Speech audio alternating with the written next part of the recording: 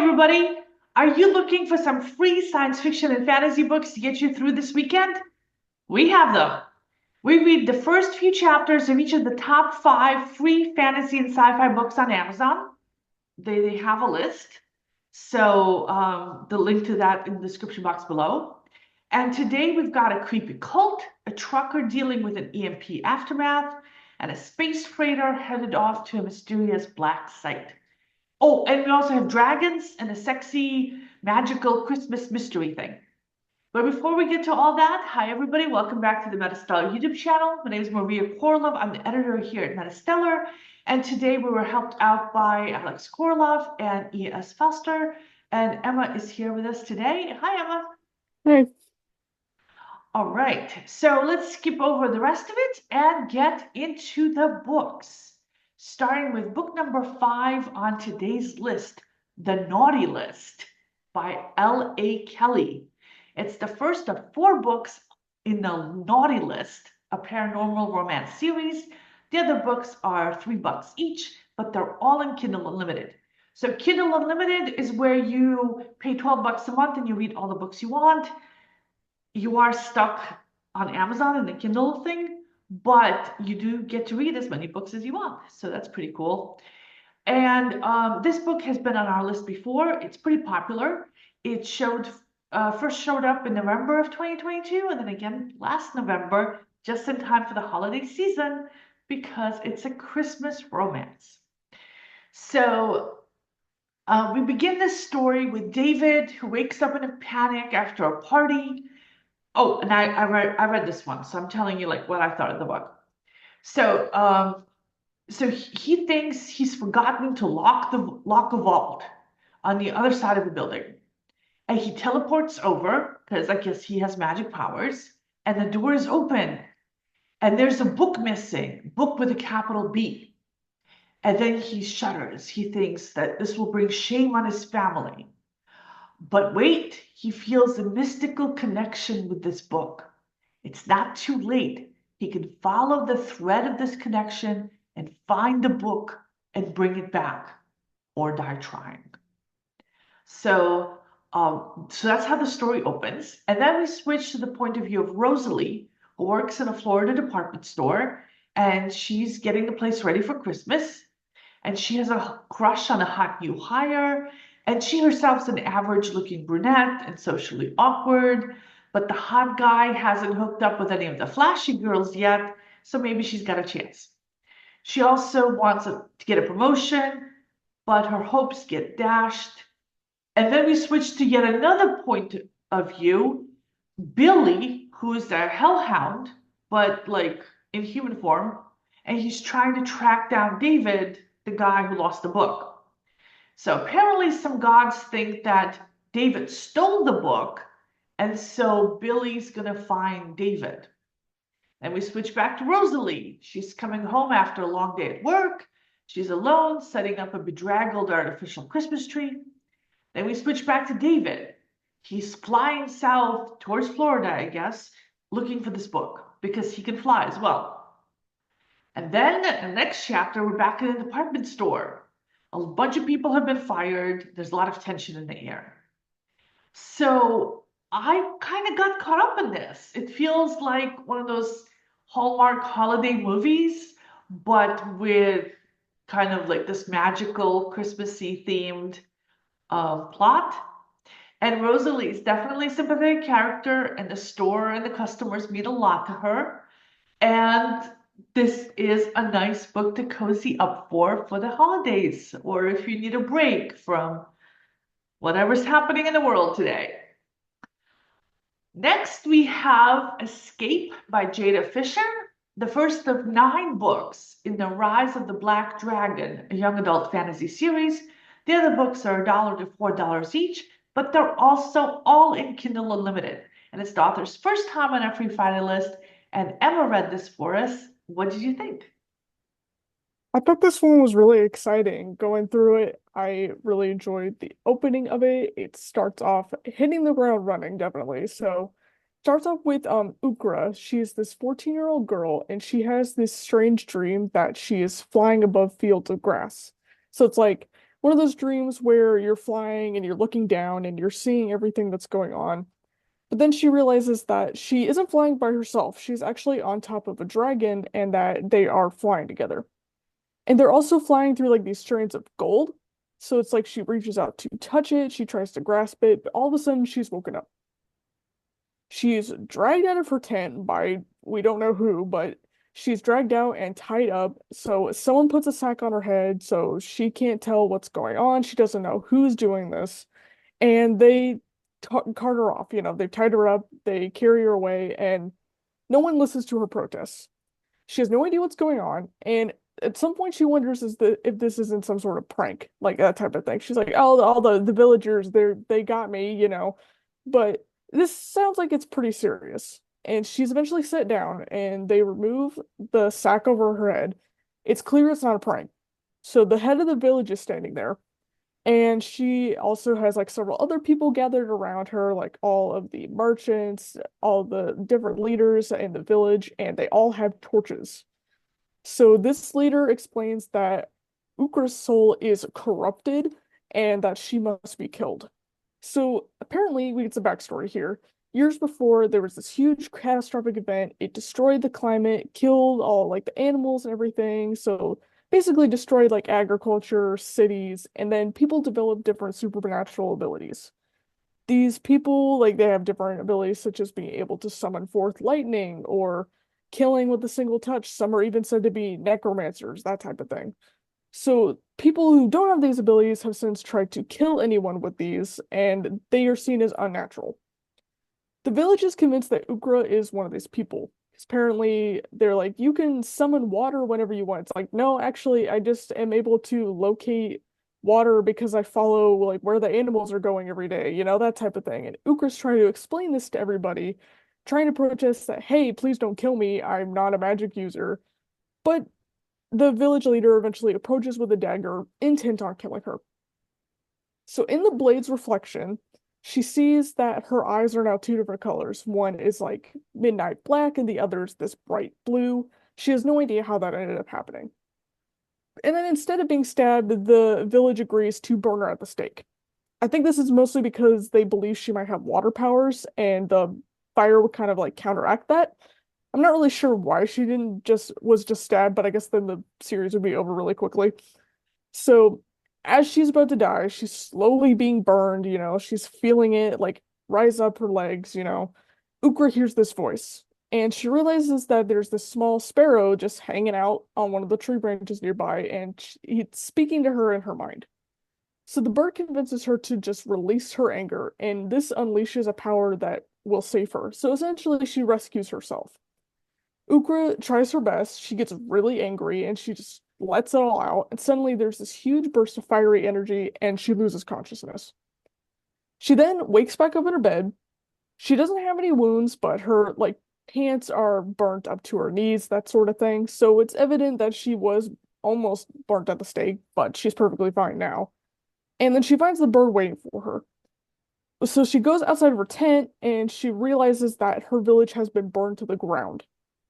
So I really liked the beginning of the story. It had this incredible description in it. I was immediately sucked in. I also liked the character of Ukra because even though she's like younger and it's like she's not a typical age for what you might think of in an epic fantasy, like 14 seems like maybe more YA, that type of thing. She felt very dimensional and I really liked her voice, the way she spoke. So I really wanted to see what happened to her, and I think I might stick around with this one. So is this like a medieval style fantasy, or is this like far future after an apocalypse kind of fantasy? Yeah, this is like medieval style because it's with the magic and everything. It's like the way people already live. They were already living like the way you would think of when you think of medieval Okay, because you mentioned beforehand. climate disaster, and I was like, oh, that Yeah. sounds modern. Okay, so next we go on to book number 3 on today's list. Let me make that bigger for you guys so you can see the cover. There you go. The Perfect Sister by Desiree. This is a standalone dystopian mystery kind of book that's billed as book 1. I couldn't find the series name or the series list, but I did find The Perfect Sister 2 on the author's page. And the sequel cost $8, but it is in Kindle Unlimited. And this is the author's first time in our Free Friday list. And Emma read this for us as well. Yeah, this one was a little bit different. I had a different opinion about this one. So it starts with this televised interview, and it's between this cult leader, Tori, and then this cop investigating said cult, Colin. So they're like sitting in opposite chairs, and there's a moderator between them, and it's being televised, so everyone's watching it as it unfolds live. So Tori, it starts off, she insists that she founded this organization called the Black Women Separatists, and it's for Black women who are being abused, mistreated, or they have nowhere else to go, that type of thing. And she explains how they have tools necessary to provide women with education, housing, income. So it's kind of like a commune type thing where they can go, they can learn new skills and trades, and then they can leave whenever they want. They don't have to stay there, and it's not in any way like a cult. This is how Tori portrays it. However, she also states that while the organization is a cult, some people might think this, and she's trying to clear up any rumors that are going on. But Colin, on the other hand, sees things very differently. Because he points out that the community very much does sound like a cult, especially since there are a lot of shady things that they're trying to cover up, like the fact that, women can't really leave like they have in the past, but it is very difficult for them to leave once they're in. And if the women are have given birth, if they give birth to any boys, they are not allowed to raise them. They are supposed to give them away. They're only allowed to raise daughters. And it's also implied that Tori and all the other leaders very much want the women to just only have children, and that if they continue raising daughters, that's like their one purpose in life type of thing. So they're not really there to be able like to learn any skills or anything like that. He also knows this information because he was in fact one of those kids. He was born and his mom couldn't keep him because he was a male, so he was taken out of the community. And his aunt is actually someone who has escaped that community and has been feeding him the information about it. So now that he's a cop, he really wants to just stop all of this because he doesn't want any more women to be hurt. He also states how like women aren't allowed to leave really, and then the women that he's helped rescue in the past, they've clearly been brainwashed. They have all these extreme beliefs regarding feminism, and even just reading it, Tori spouts like all these different things that are very like radically feminist, and it's very similar to like what you might see in the modern day. So it eventually develops into this full-blown argument, and the moderator abruptly cuts the interview short. It's like, okay, we're done. We can't talk about this anymore because you guys are just yelling at each other. So they both storm off the stage, and then it cuts to commercial. And then it gets chapter one, because that was just the prologue. And chapter one, this is where it got a little extreme for me. Because it immediately from the first sentence, it cuts to Colin assaulting Tori, and it's depicted as if she enjoys it. And also, he's doing it in a way that he's like asserting his dominance as a man, and he's actually hurting her. But it's coming off as like, oh, she's enjoying it. But no, it's not really like that. So now I have two characters I dislike because I already didn't like Tori, and I was like, oh, Colin's like trying to help these women, but no, he's actually also a terrible person. So afterwards, Colin gets this call from a woman asking for his help.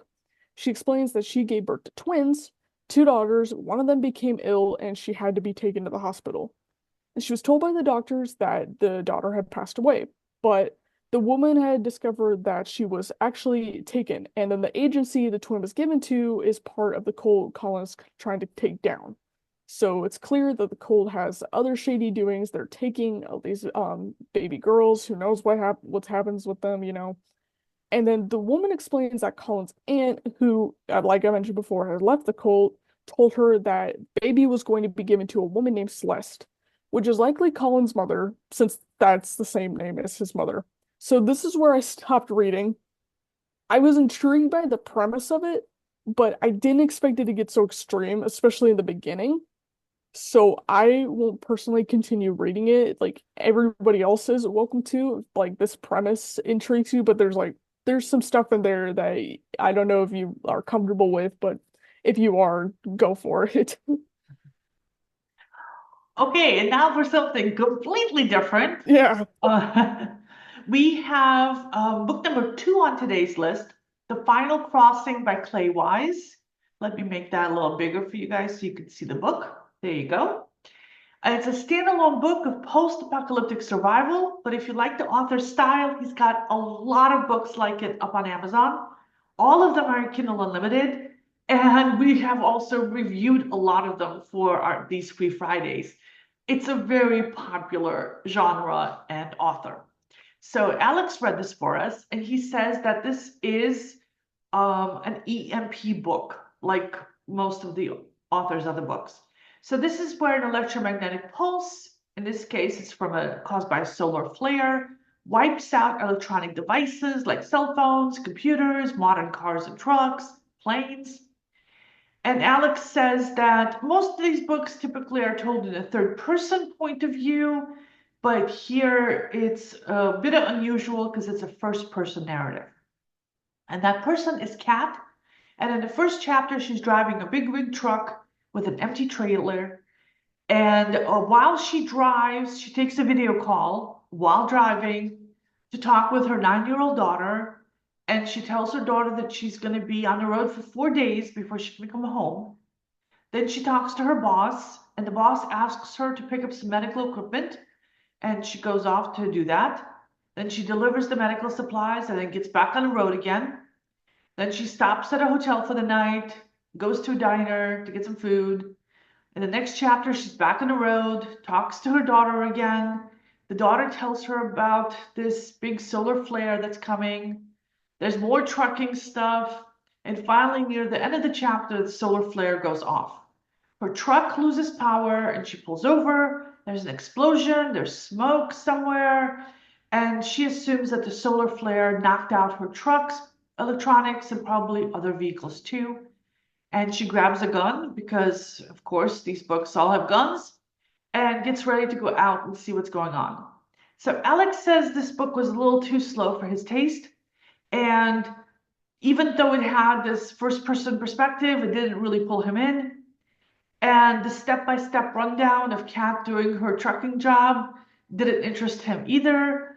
And he thinks that they could have gotten to the main plot a lot faster. So he says he won't be sticking with this one, which is unusual because he normally sticks with all of these books. That's why he reads all the EMP books for us because he loves it so much.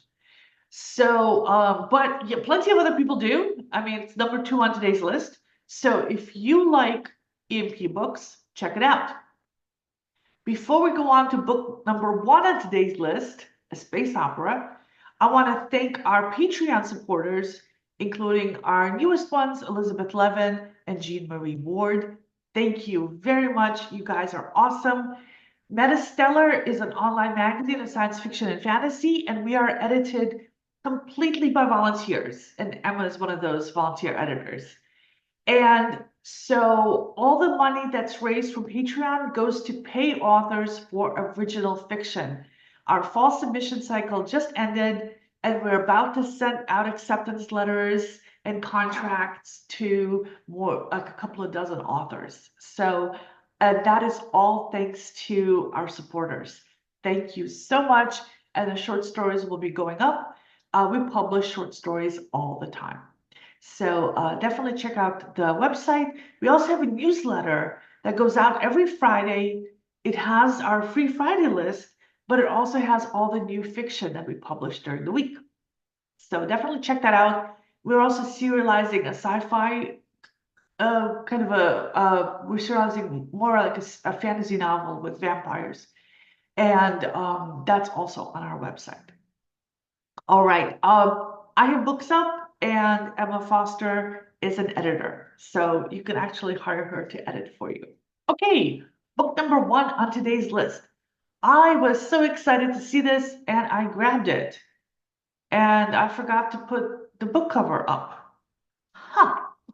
All right, let's see if I can find it some other way so I can show you guys what it looks like.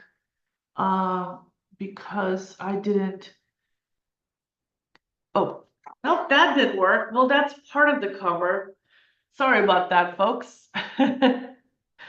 Okay, so okay, yeah. Vagabond by Tim Rangnow is the first of four books in the Guild series, which is a space opera series. The other books are $5 each, but they're all in Kindle Unlimited. Big day for Kindle Unlimited today. And the author has been on our Free Friday list before. I was really excited about this book. Um, you can't tell because you can't see the cover, but there's a spaceship on the cover and a big asteroid that's flying towards. So exactly my kind of thing, right? In fact, I just read several space opera series back to back. We're talking like dozens of books within the course of a couple of weeks. I love space operas, but um, I have to say I didn't get into this one. So Eric is our protagonist. He's a captain and or an owner of a freighter in a near future setting where we have domes on the moon, and we have mining operations and the asteroids, and we have superpowers kind of in a kind of a war with each other and corporate interests and independent freighters carrying cargo all over the place. So and he's one of these freighter captain owners, and his ship is in pretty bad shape. It badly needs a full refit, and he doesn't have the money to do all this maintenance. Um, so I didn't like him because he wasn't doing maintenance on his ship. I mean, he's got a crew. He's got half a dozen people on this ship that he's responsible for, and they're approaching the moon, and the ship's literally shaking. Ships should not be shaking. So that kind of worries me. Like, what kind of owner is he really, if he doesn't take care of his ship? And the other thing we find out is that his dad used to run this exact ship with fewer people because his dad handled the cargo himself, but Eric hired on an additional person to deal with the cargo instead of doing it himself. And he spends his time focusing on the ship and the crew as a whole, which to me made it sound like he doesn't do anything. So that explains why he doesn't have any money for maintenance. And also he's got a full-time medical officer. Why would like a crew of half a dozen people need a full-time medical officer instead of getting medical training like for, one of the other members? And so anyway, I have so many issues with his business model. Anyway, we get a lot of political backstory. He lands on the moon. There's a bunch of routine shipping business. And he's picking up new gigs, and a guild representative offers him a black site shipment. There's more risk, but higher pay. It would also add a month to his route. And the location is secret, so only the ship's AI will know it. And the ship will take over the piloting for that part of his run. And now my question is, if the AI can do all the piloting on the ship, why does he have a full-time pilot? But anyway, so he takes the gig. His cargo master is upset at him for taking the job because there's rumors that the way these black sites stay secret is that they kill anyone who knows where they are. He ignores that, heads back into space, and then the cargo master tells him more, that she's got some personal perspective on this. Her brother was on a ship that took an almost identical cargo, and that ship was destroyed. And I'm thinking maybe she should have brought this up before they left. Anyway, on the first leg of their trip, the engines malfunction. One of the crew members is hurt by the sudden acceleration, but they're able to fix things just in time, and they get to their first destination.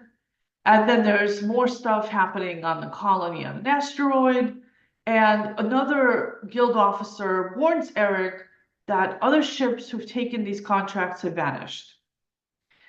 And then back on the ship again, and now the AI tells them that she's taken over the ship, and that they have to leave right now because that's what her instructions are.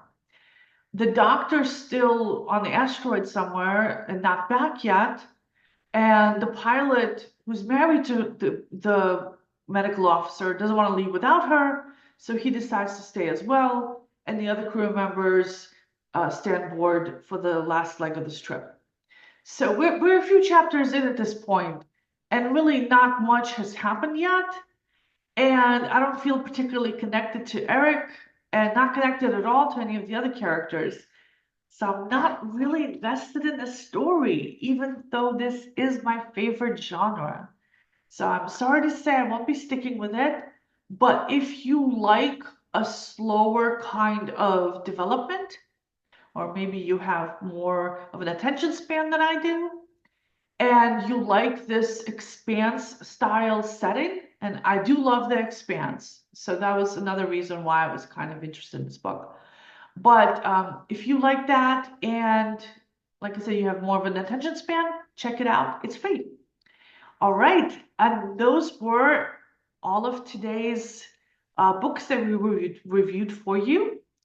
And if you want to stick around this channel, I think um, I think that YouTube will have a couple of recommendations. Thanks, everybody. Have a great weekend. Don't forget to subscribe and check out our newsletter. Bye-bye. Hi. Bye, Emma.